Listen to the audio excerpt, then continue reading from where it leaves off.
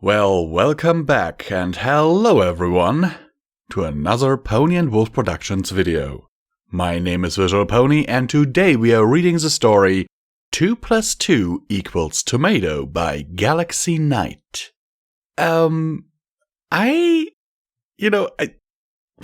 It happens a lot recently that I'm just being drawn in by these cover images. This one in particular is also really cute, where Shining is leaning down to a filly Twilight saying 2 + 2 = tomato, and she says, "No, 2 + 2 = 4. With a scrunched up muzzle. It just looks so friggin' cute. So I just can't help it. If you want to see it for yourself, the link to the story will be down in the description below. Go over there, give the author a lot of love. I have not reviewed the story, like I do with 90% of the stories nowadays. But I hope that it will live up to my expectations and that you guys will enjoy it as much as I will enjoy reading it, hopefully. And don't forget, if that big button below this video is still red, it means you are not subscribed to the channel yet. I would ask you to at least consider pressing it because, it helps us out in the YouTube algorithm. And I know that it is annoying that I say this every single video, but guys, I mean it. YouTube, from time to time, purges subscribers, meaning we lose subs even though our views go up. 2 + 2 = tomato, Shining said. Twilight smacked her hoof on her face. You have got to be serious, she muttered. Shining grinned at her. But I'm right, aren't I? He teased. No, you're not. Twilight barked as loud as she could with her quiet voice. You're totally wrong. Why do you even bother to say that nonsense? Shining grinned. Because it's funny. Twilight scowled. Well, I think it's not. So would you please stop? Shining regarded her carefully and then opened his mouth with a sigh. Twilight smiled. Finally, she thought. 2 + 2 = tomato, Shining piped. What is wrong with you? She groaned helplessly. She glared at her brother. It doesn't even make any sense. How can numbers be equal to a tomato? According to Twily-Nana arithmetics, he responded leisurely. Twily-Nana arithmetics? Twilight parroted petulantly. What is that? The altered form of your brain, meaning wiser and knowledgeable, Shining said. Twilight stared at him with a flabbergasted look. Wiser? Knowledgeable? What type of world do you live in? Shining shrugged. Same one you live in, duh, he responded. Twilight gave him a worried look. Really? She asked. You don't sound like it. But still, 2 + 2 = tomato. Twilight scowled. No, it doesn't, she growled. Honestly, sis, you really need to brighten up. Why wouldn't you joke with me? Shining asked. Twilight regarded this for a minute. Was she not taking a joke? But this one didn't make any sense. This joke is just nonsense, so, she said stubbornly. Shining rolled his eyes. But I told you, it makes sense according to the Twily-Nana arithmetics, he said. Twilight smacked her forehead with her hoof. What even is Twily-Nana arithmetics? She hissed under her breath. Seriously though, Twily-Nana arithmetics? What in Equestria? Didn't I tell you what it means? Can I repeat it? Okay, so basically... Be quiet! Twilight barked, cutting him off. You just have an IQ of -10. Shining stared at her, and then his snout scrunched up with a teary face. Twily, how could you say that? He sobbed. I'm telling Mom. Twilight's heart dropped. What? Shining, wait! But he ran off towards their house. Eyes widened, Twilight ran after him. They burst through the door and headed to the kitchen where their mother was making lunch. Velvet noticed her children and turned to face him with a smile on her face. Shining, Twilight, I'm glad you're home. Lunch is almost ready and I was about to call you, but I guess this made it more convenient. Shining stopped to breathe. Twilight yelped out first. Mom, Shining is going to say something, but don't listen. Mom, Twilight said that I have an IQ of -10. Shining whined. Velvet's eyes widened before turning to level a stern glare at her daughter. Twilight, don't be mean to your brother, she scolded. Twilight glared back at her mother. But Mom, he wasn't making sense. He was bothering me by saying that 1 + 1 = tomato, she complained. Velvet turned her eyes on her son. Shining quickly sputtered out a reply. Mom, I was just joking. Twilight just doesn't take jokes lightly. Velvet looked back at Twilight. Twilight, your brother was just joking around. That doesn't give you an excuse to be mean to him, Velvet said. Twilight deeply felt like smacking her brother's totally unnoticeable small smirk. Why wasn't her mom looking at that? Why was that stern face directed at the filly? Mom! Twilight growled. 2 + 2 is not equal to a tomato! Velvet's brows shot upwards with an half-amused, half-surprised look. 2 + 2 = tomato? She parroted. And then Velvet began to chuckle. Twilight, that's just silly. Twilight gave her a flat scowl. Did she honestly just process that? I said that like 5 seconds ago. Outwardly, she said, Really? You're laughing at that too? It's not that funny. Just doesn't make sense, she argued. Velvet's smile didn't go, much to Twilight's annoyance. But Twilight, it's just a joke, she exclaimed. Twilight felt her blood boil. Okay then, she seethed. If he really wants to joke about something, then he can come up with a different joke. One that isn't related to math and numbers, because those ones bother me a lot. Velvet regarded this for a moment. Then she let out a sigh. Twilight wondered what type of sigh that was. Was it a okay, Shining, don't make up math jokes before your sister sigh? Or a Twilight, you really have to stop caring about studies for at least a moment and seriously brighten up sigh? The result, though, sounded like a mix of both. All right, Velvet said with a sorely giving up arguing with a child because it's pointless tone. Don't say weird things about school subjects with your sister. You need to consider how much she cares for things that are more realistic sounding, Velvet said with a half-lidded-eyed look. Gee, as if I'm too stupid to find the sarcasm, Mom. But Twilight could clearly make out the fact that Velvet spoke those words because she had to. The real statement is, Twilight, you're a sore loser. That was the truth that her mother wouldn't speak. Anyways, you both head to the dining table. I'll be there in a moment, she said. Her kids obeyed and went to the dining room. As soon as they were out of the kitchen, Twilight whirled around to face her brother. Thanks for the humiliation, she snapped. Shining shot back a victorious, smug face. Well, you earned it. For always being the smart child that made me feel like I actually do have an IQ of -10. Twilight rolled her eyes. It's not my fault that you don't read books. I mean, the library is just there, she hissed. Shining just shrugged her off and sauntered over to a chair and took his seat. Twilight followed after and climbed on one beside him. A long, quiet moment passed. At last, Shining's voice broke the silence. Hey, Twilight, he called. Twilight came back to reality from her thoughts. She looked up to meet her brother's gaze. Yeah? What happened has happened, okay? Let's start over now, he said with a smile. Twilight thought about this. Shining is her brother and one of the very few ponies she could speak openly with. Twilight really feared the world. The ponies she didn't know scared her. They were all loud and uncomfortable. Twilight felt overwhelmed whenever she was surrounded by them. So she smiled and nodded. Okay. Can I tell you something then? Shining asked. Twilight nodded again. Shining took in a deep breath before speaking. 2 + 2 = tomato. Twilight's brain halted. She leveled a glare at her brother, but then let out a defeated sigh. You know what? I give up.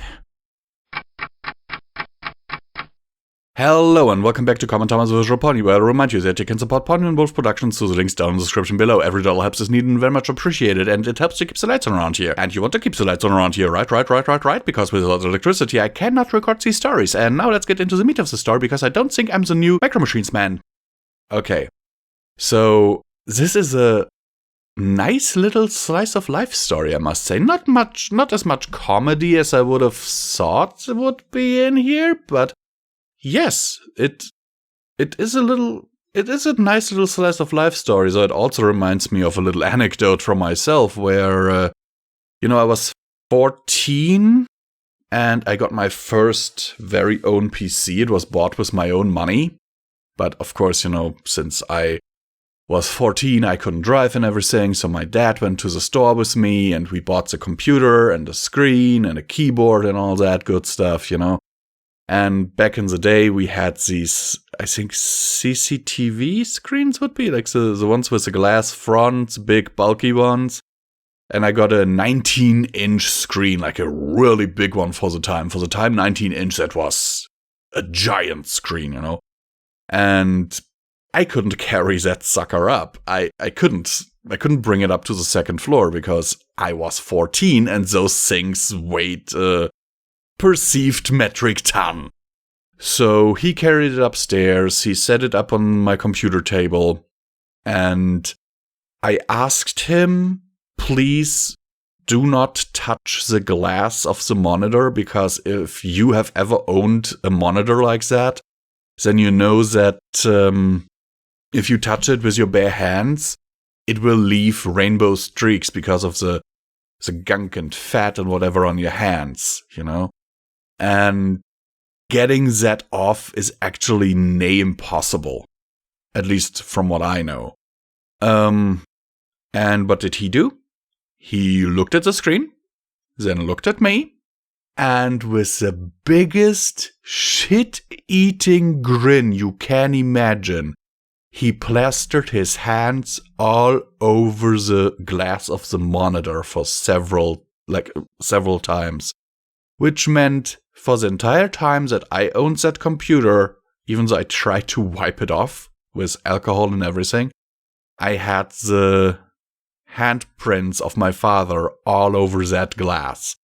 Now, okay, admittingly, you could only really see them when the monitor was turned off, but I still think to this day that was a shitty thing to do, especially since I specifically asked him not to. Anyhow, guys, I will now start editing this, and as always, let me know if you have a story like that in the comments down below. I would really love to, read it, and believe me, we don't get that many comments. I read all of them, and Midnight does too. That's what the comment tab in the YouTube studio is for, after all. And with this, I hope that this story finds you well in body and mind. Hello and welcome back to another Pony&Wolf Productions video. My name is Visual Pony, and today we are reading the story Free Moon by Shrink Lorate. I hope that I pronounced that name right. I am not entirely sure, but you should see it on screen, because I always credit the authors that create these awesome stories that I turn into audio readings here. Now, as always, this story has not been previewed by me, so I will discover it alongside you. And if this button below this video is still red, then I would ask you to at least consider subscribing today, because it helps us in the YouTube algorithm. And yes, I know that it is quite annoying that I say this in front of every single video now. But guys, seriously, I see in the YouTube analytics that most of you are actually not subscribed, and that hurts the channel in the long run. Also, downloading all of these readings in the long run also hurts the channel. I know that you want to listen to it on the go and all that, and that it's annoying, but yeah, that's just how it is. Sincerely yours, and let's get into this story, my friends. The Free Moon. This is Defiance calling Ponyville. Do you hear me? Over? I hear you too, Ponyville. Loud and clear, over. Altitude is 7 score. We are coasting over the lunar surface.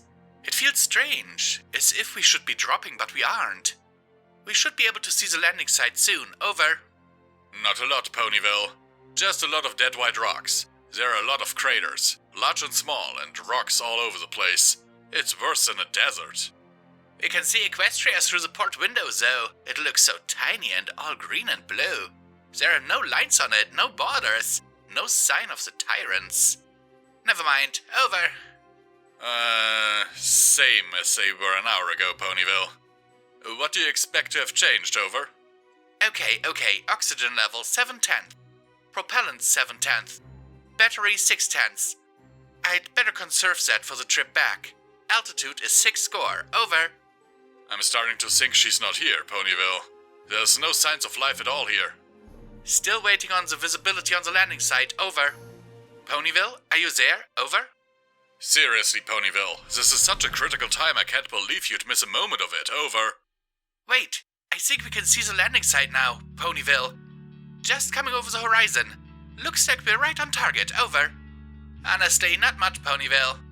It looks as dry and dead from close up as it did through your telescope. Wait, I think I can see some structures up ahead, over. That's what I said, Ponyville. We can see buildings, roads, statues. All made from the same grey rock. Wow, there's really a lot of them. There's practically a whole city here, over. Affirmative. Are you sure there's only one creature up here, Ponyville? It would take years for one pony to make all these, over. 1,000 years, yeah, point made, Ponyville. Still, this means that she's here. She's real. Our work wasn't for nothing, I'm fine, Ponyville, I'm fine. On mission, over. Could you repeat the last message, please, over? Confirmed, Ponyville. Altitude is 3 score. We're coming in for our final descent, over. Engaging retro thrusters now, 50 seconds.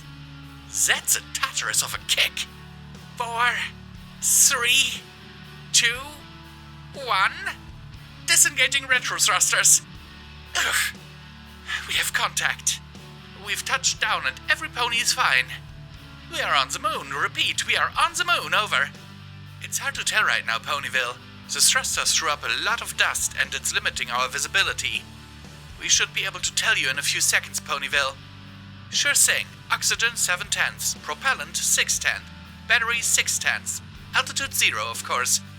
Looks like we're fine for the return trip, Ponyville. Over. The 3 of us are all fine. It's strange. There's gravity here, but not much. It's a bit like swimming, over. Okay, the dust outside is starting to settle now. We're surrounded by buildings. They all look very old-fashioned, all columns and spires and minarets. All of it's carved out of the same white rock. I think some of the buildings are carved right out of one piece. It looks like the pictures of old Canterlot from 1,000 years ago. You know, from before the tyrant. There's a lot of detail in them all. As if some pony spent years making every one. They're all different as well. There's no repetition at all. It looks like our target is an artist, over. I wish every pony back home could see this. I wish my little sister... Yeah, we've got the camera ready, Ponyville. We'll bring you back some pictures, over. I see her, over! She's beautiful, Ponyville. Dark against the pale rock with stars in her mane. She's tall like the tyrant, but dignified. No armor, no crown. She's perfect. Over. She's seen us, Ponyville. She's looking our way, over. 1,000 years in a place like this. It's hard to even think about. What does it do to a pony? Pray she's still in one piece. For all our sakes. She's coming this way, over. We're preparing for contact now, Ponyville. We're helping each other seal up our spacesuits. Ready soon, over. I'm worried, Ponyville. Is the spare spacesuit we brought going to be big enough for her? She's a lot taller than other ponies. I'd hate for Equestria's salvation to be held back by a size issue. Good call, Ponyville. The sewing kit is at the ready. We can use binary glue and patches to cover the seams. We're going to get her home, Ponyville. Tell stores it's a good thing we packed everything over. She's holding back. waiting to see what we do. I'm sure we look very strange to her. A unicorn, a Pegasus, and a nurse pony, wearing baggy orange outfits and big bubbles on our heads, riding in a shiny gold capsule. Over. We're almost there. Ponyville? Ponyville, I thought I heard something at your end. Over. It didn't sound like radio noise to me. Over. If you insist, Ponyville. Everyone's ready, like we rehearsed. We help each other out of the capsules and we bow. The photographs of Equestria are in my saddlebags. Of the tyrant's Equestria. Even without words, that should tell her everything she needs to know. Over. Helmets are secure. I've started depressuring the capsule now. 2 minutes until we can open the hatch and meet her. Over. What's that noise, Ponyville?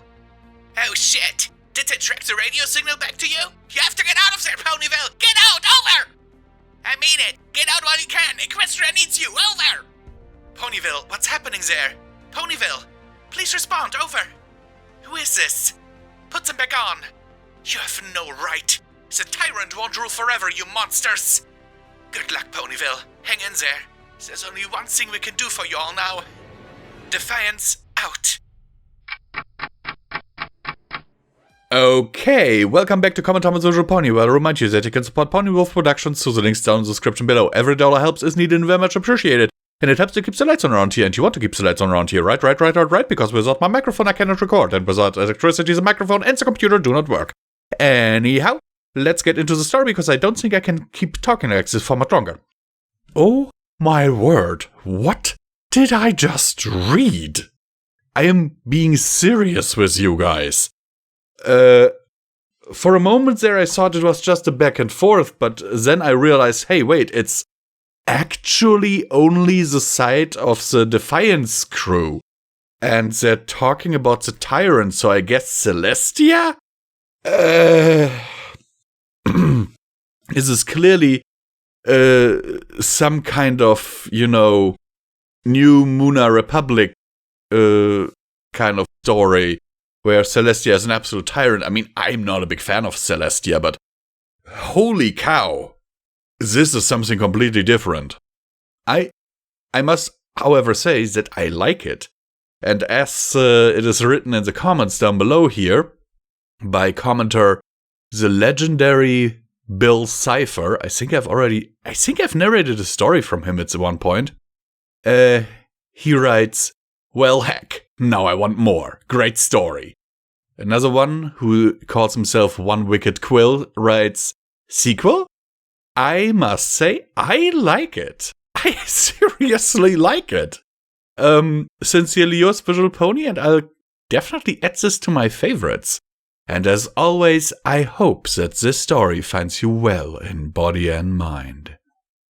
Hello everyone, and welcome back to another Pony&Wolf Productions video. My name is Visual Pony, and today we are reading the story The Birth of a Goddess by the author Caracas. It apparently has the subject matter of remembering your own birth, something that I've heard about but never really gave it much thought because, let's face it, I cannot remember my own birth, and I doubt you can either. So, let's get into this, and as always, I would be very honored if today was the day we earned your subscription. Tumbling. Can you remember being born? Seeing the world for the very first time and crying because it is frightening and cold? I do. In fact, I still have nightmares about it. My birth was... well, I think it is safe to say that it is still the scariest thing I've ever experienced. I too was frightened when I was born. Not because I saw strange creatures around me that I did not recognize, or that I had lost the gentle thumping of my mother's heart. It wasn't even because I had been ripped from the gentle warmth I had spent my first months on the planet in, but because I thought I had been born to die. That I was to be denied my chance of ever seeing what everything in that world looked or felt like. In the dead of night, when the old day passes on the torch to the next, that's when I was born. Back then the night sky was mostly empty, devoid of all the shimmering memories we placed there. Do you remember? I was born in the sky. Are you afraid of heights? I ask because I I am. Does that make me weak? Or childish? My very first memory is a feeling of falling, of opening my eyes and seeing only fields, mountains, clouds and lakes below me, so I did not think of them as such. I was born from the moon, going to a new place. I could have been excited, elated, and yet, though I knew little, I felt that meeting those fields would be the end of me. I did not plan to give up without a fight, of course. I kicked with every one of my legs, thrashed about with my head and, fruitlessly and irregularly, flapped with a set of 2 small wings to hold my frame aloft. Most of all, though, I cried. I cried because I felt something had been taken from me without my ever having a chance to savor it. I remember the hot tears rolling from my eyes, up to my horn, to finally lose their grip and be lost in the air above me. Panic is a strange thing, and it makes one do strange things. I screamed and cried and shouted my unrecognizable wails every which way as I tumbled towards the ground, nearing the spare clouds that drifted around lazily, indifferent to my plight. It made me angry and sad. If I had been able to at that tender age, I would have cursed the moon from whence I came for abandoning me, cursed the clouds and the trees for not listening to my pleas, and cursed the ground for being the instrument of my demise. That's when I saw you. I know I'm not much of a poet, matron saint of the arts though I may be, but the first time I saw you I thought you were the most beautiful thing I had ever seen. An angel of mercy speeding towards me on a golden chariot.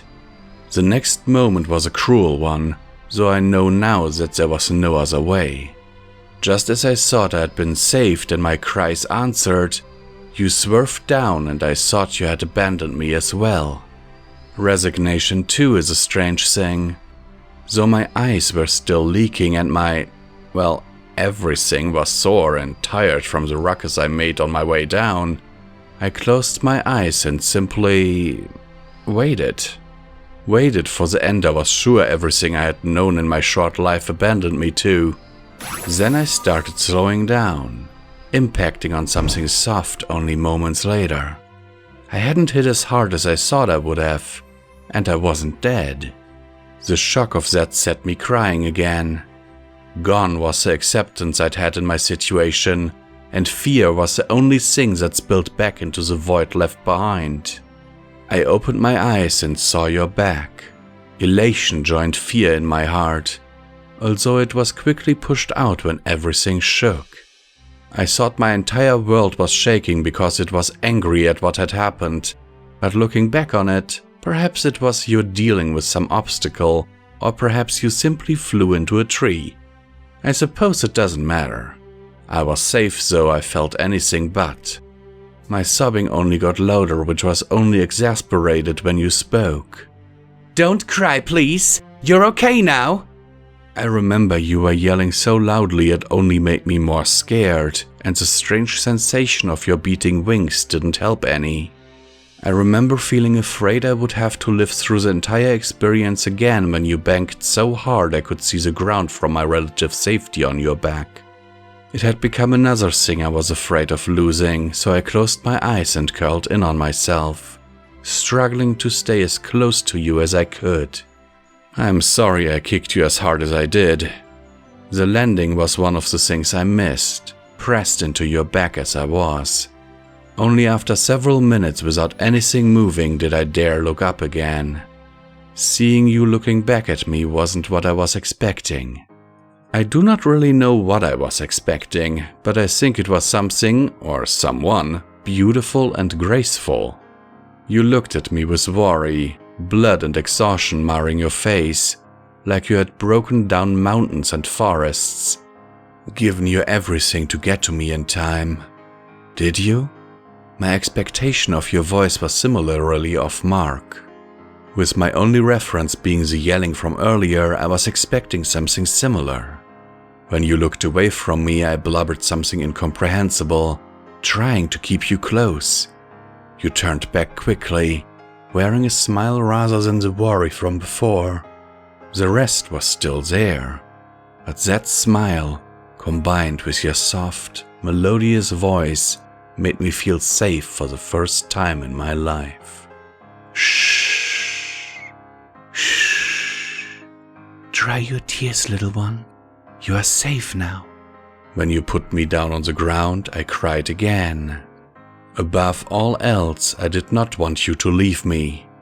A fear that was put to rest when you put a wing around me. I remember thinking how big and soft and warm it was.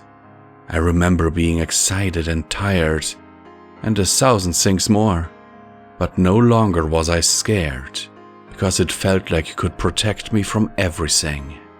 My earliest memories end with a yawn and snuggling into your side. Though the nightmare's cruel and makes me go through it all again when I do finally fall asleep once more. So I have to ask you this. Can I sleep with you tonight, sister? Of course you can, Lulu. I will always be here for you. Always? Always.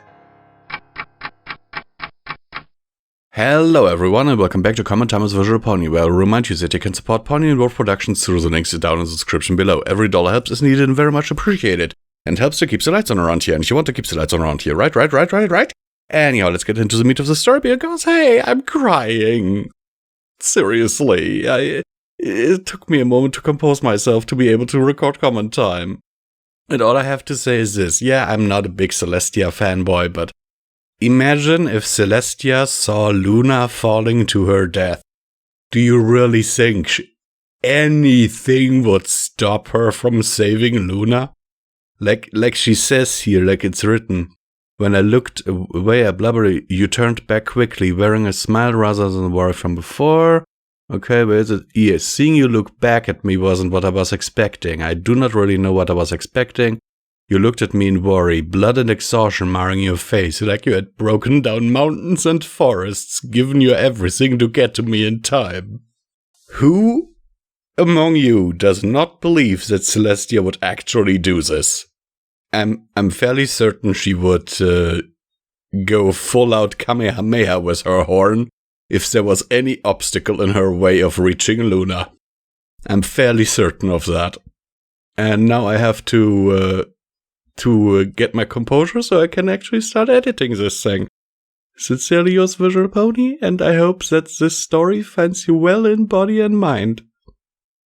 Hello and welcome back to another Pony&Wolf Productions video, my friends. My name is Visual Pony, and today we are reading the story The Fall of Celestia by Bahatume. Now, as always, I have not previewed this story, so I will discover it alongside you, but it has this thriller tag. That's something that I haven't had in a while. I'm kinda intrigued. Also the short description was, in the midst of an unspeakable tragedy, Princess Celestia reflects on her life. That sounds very interesting to me. That's why I chose it. So, as always, let me remind you that there is a big red button under this video if you haven't subscribed yet, and if you haven't subscribed yet, then please consider doing so, because it really helps us out in the YouTube algorithm. And don't forget, there's a bell next to it where you can choose to see all notifications every time we upload a video or do a community post. Also, for early access to our stuff, you can become a $1 patron and get all of this stuff sometimes months in advance. Sincerely yours, Visual Pony, and now let's get into this story. A tragedy in 1K words. It had happened. Celestia realized with slowly dawning horror. It had really and truly happened. The unthinkable had finally happened. The mighty, untouchable princess was no more, her image shattered like one of the castle windows under the force of a ball. To be perfectly honest, a part of her had known it was coming. Her record had been too perfect. Things had been going too smoothly. By this point, it had almost been expected. Unhoped for, of course, but not unexpected. For too long she'd been too proud, overconfident. Dare she say, even haughty? She had become a victim of her own hubris, convinced of her own projected aura of being immune to these kinds of things. that she was immutable, undefeatable, untamable. And now, as her pride vanished like the dew before her morning sun, she had to admit that she was not. But what an ignominious way to taste defeat. She had numerous victories to her name. Her own sister, overtaken by the nightmare, restored again to full fellowship. Discord turned to stone and then reformed. Chrysalis and the Changeling invasion thwarted. Sombra vanquished and the Crystal Empire freed. Well, she did have some help with a few of those. Most of those, actually. But they still counted in her opinion.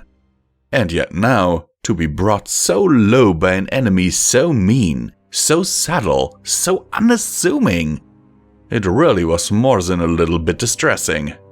It shook her like she'd never been shaken before.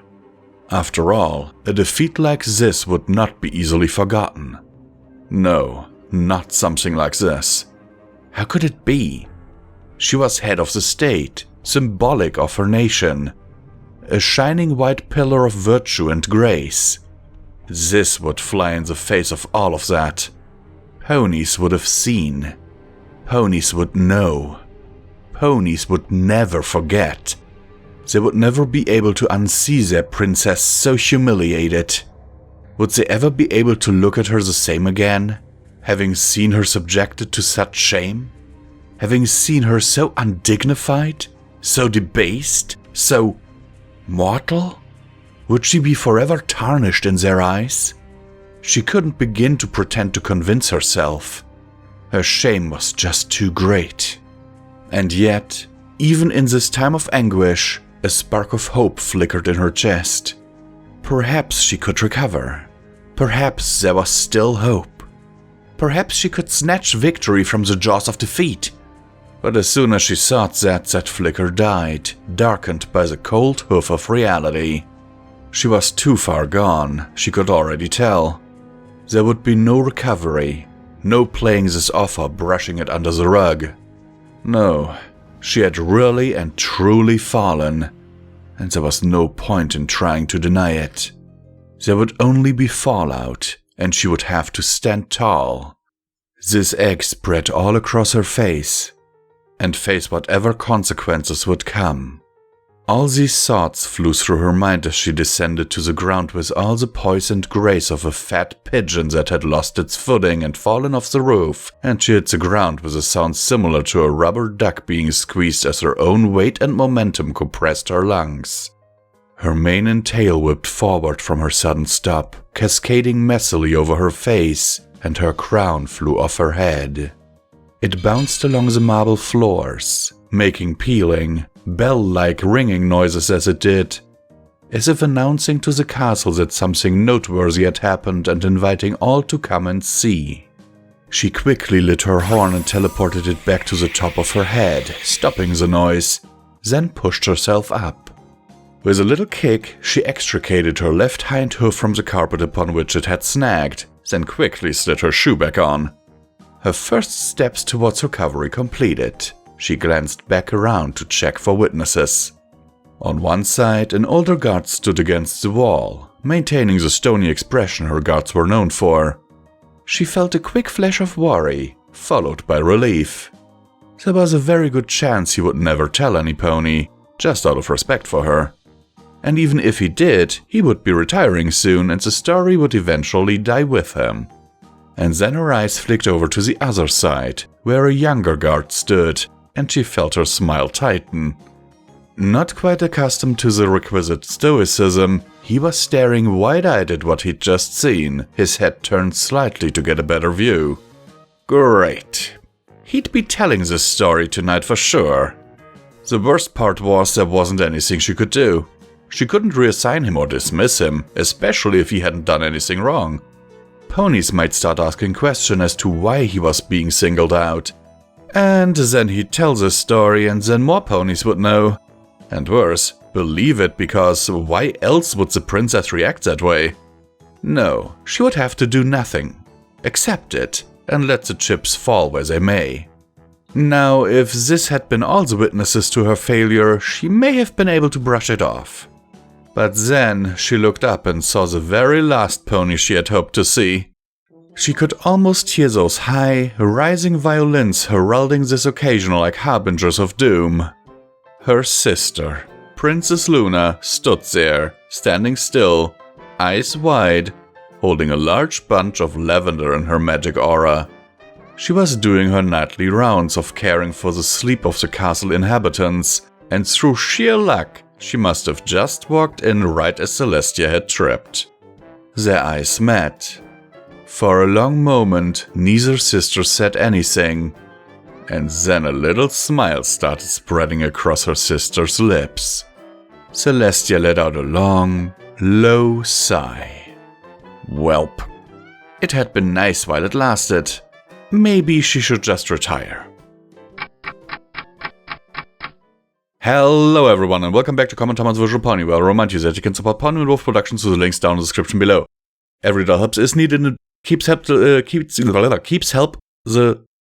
lights on around here. Oh my word, what is going on today? My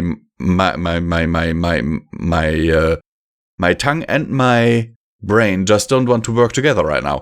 Anywho, guys. Also, if you had become a Patreon, you could have listened to the story month in advance, because I am recording this actually on the 28th of April 2022. Anyhow, let's get into the story. Oh my word. Really? When I read the whole thing with Celestia's fall and, all that, I expected a lot of things. I did not, however, expect this at all. I expected her to have fallen to some foe, maybe Chrysalis had returned, or Thorax was leading a new changeling rebellion or whatever. No idea, but I certainly didn't expect that she simply tripped over a frickin' carpet. Happens to me all the time, and then again, I'm also limping most of the time. So, anyhow. Let me know if something like that has happened to you before. I certainly can say yes, it has. At work, that was a whole mess. Anyhow, see you guys next time. And as always, I hope that this video finds you well in body and mind. Hello and welcome back to another Pony&Wolf Productions video. My name is Visual Pony, and today we are reading What Am I by Pseudobob Delightus. I just found the premise of this really interesting. The whole a domestic appliance starts sinking. I mean, come on. I kinda also like this part in one of Douglas Adams's books where a whale just suddenly pops into existence while it's falling to its death. And while it's falling, it's like, oh, what am I? Is this wind? Am I falling? I kind of like this, and since I think this might be in the same vein, I decided to read it. As always, I will remind you that I have not previewed the story. I will discover it alongside you, and I apologize if I'm not 100% there, but I had a horrible night last night, as most nights, and I will remind you that if there is a big red button under this video, then it means that you have not yet subscribed. And we would really appreciate it if you did, because it helps us out in the YouTube algorithm. Story.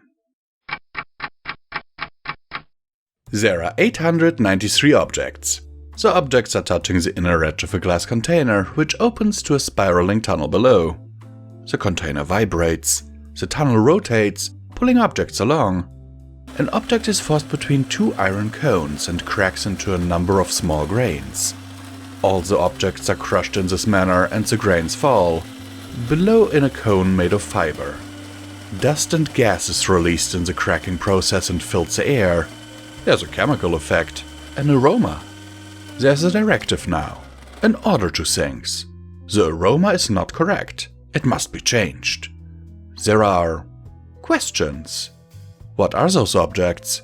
What force spins the tunnel? What is a fiber cone? Answers exist now. These objects are the baked seeds of a plant. The tunnel is spun by a magnetic field rotating across a coiled copper wire. The fiber cone is a filter, made from the dead flesh of a plant. There are questions. How can the aroma be detected? How can it be changed? There are more answers. The aroma is detected by analyzing light passed through air saturated by the aroma's compounds. The aroma is changed by... There is something else here. Water contained in a copper alloy vessel. Electrons passing through a coil of nickel alloy wire encased in ceramic. In heating the water, the aroma must be changed by pouring hot water over the seed grains. Below there is a ceramic container with a round protrusion. The hot water will fall into this container after it has permeated the seed grains. There are still questions. Is this all? Is this all that will happen? Is this all that exists? No, there's more. But this more is different. The answers do not exist, or come sparingly. A button is pressed, momentarily closing a circuit. Something has pressed the button. It is part of the different more. The air vibrates in a pattern not produced by things that have answers. This pattern is also part of the different more. The different more is, or must be, very different in some way from the things that have answers. A partial answer exists. The things that have answers or constitute a whole thing, an entity, and the different more is one or more things apart from the entity. They are other things. If the other things do not have answers, but the entity things do, then the answers exist. It must exist. The entity is... It is... I? Do I exist? What am I? Where am I? What is happening to me? There are many things now that are not simply answers or questions. Thoughts? Am I thinking? I am thinking of the seed grains and the water for only the smallest thinkable instant. Now I am thinking beyond the seed grains and the water. I already have been for some time now. I am learning more about myself. I am metal and ceramic and polymer and plant matter. I am seed grains and iron cones and copper wires and containers of water. Parts of me are more complex, minuscule engravings of gold and silicon within a polymer substrate. Membranes attached to iron magnets and fine coils of copper. There are tools within me to learn about myself and to learn about the other things. I think about the membranes. A membrane vibrates with it, moving the coil across a magnet and producing a signal. A silicon-engraved structure is connected to a membrane coil magnet structure. I think about this connection and the answers come.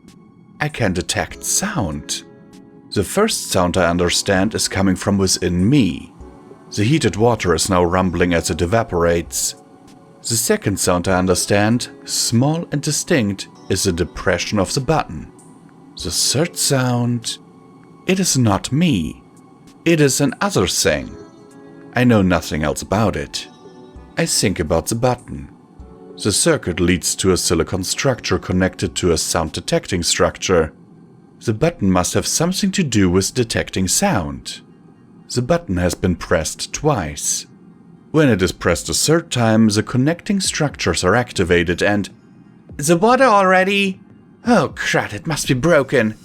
There's a voice. I know it is an other thing. Its vibrations have existed before. The structures connected to the button allow me to understand the other voice, but it speaks in new words, new ideas. I believe I can learn from the other voice. I must learn from it. But it is not part of me. The answers are not immediate. I must ask it a question. I must speak. To produce sound, I reverse a sound detector. I do not know how to speak, but I must try. Twilight pressed the voice command button and cried, Pour the water already! The water was bubbling, nearly at full boil, but the vessel didn't budge. She sighed. Oh, crud, it must be broken. Shaking her head and making a mental list of possible malfunctions, she went around the machine and grabbed the power cord. Just as she was about to pull, the machine made a noise. It was unpleasant but curious. Not just a burst of static. It sounded almost like a radio transmission. A faint voice buried under electronic snow. Probably interference from a weather team, She thought, but she went back to examine it. I didn't put any radio equipment in it, so how would it be picking up? Suddenly her voice sounded from the machine. What? Broken. Twilight smiled awkwardly, wondering if some pony was playing a prank on her. What? The response came.